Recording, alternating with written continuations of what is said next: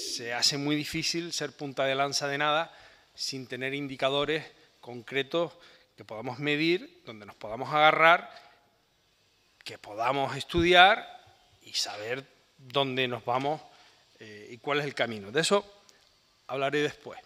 Sabe bien usted que al final de la legislatura pasada, la propia Consejería de Turismo, Cultura y Deporte en aquel momento, encarga un pequeño estudio para empezar a hablar de qué es eso de la capacidad de carga.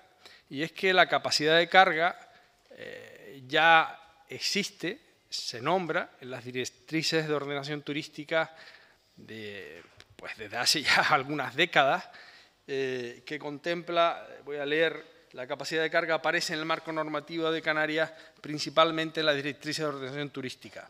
Se traslada la responsabilidad de identificar las zonas con capacidad de carga agotada a los planes insulares de ordenación. También llegan a coincidir los ritmos de crecimiento de las zonas turísticas a través de sus determinaciones. Y hay varios artículos en esas directrices, directriz 7, directriz 25, 26, en fin, donde se habla de la capacidad de carga. Pero al día de hoy no hemos sido capaces de definir qué es eso de la capacidad de carga.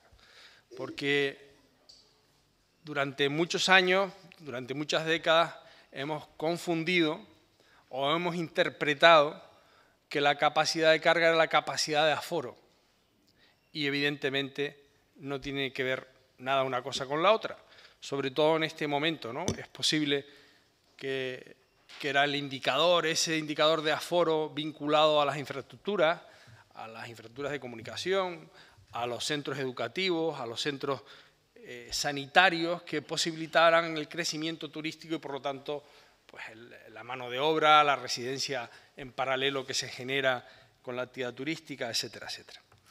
Le digo que su propia consejería, es verdad que en el pasado mandato encarga este pequeño proyecto de capacidad de carga turística en Canarias, estudios previos, donde intenta aterrizar qué es eso de la capacidad de carga y vincular la capacidad de carga al metabolismo ecológico de los espacios, ¿no? Y en eso deberíamos estar. Hemos declarado esta emergencia climática, estamos en la 6ª extinción de especies y se dan dos condicionamientos vitales importantísimos en Canarias. Primero, que es un territorio singular, que acumula tal vez la concentración de biodiversidad mayor de toda Europa, y que además tiene una presión con su actividad turística que midiendo no el número de turistas, porque siguen contando turistas casualmente, ¿no?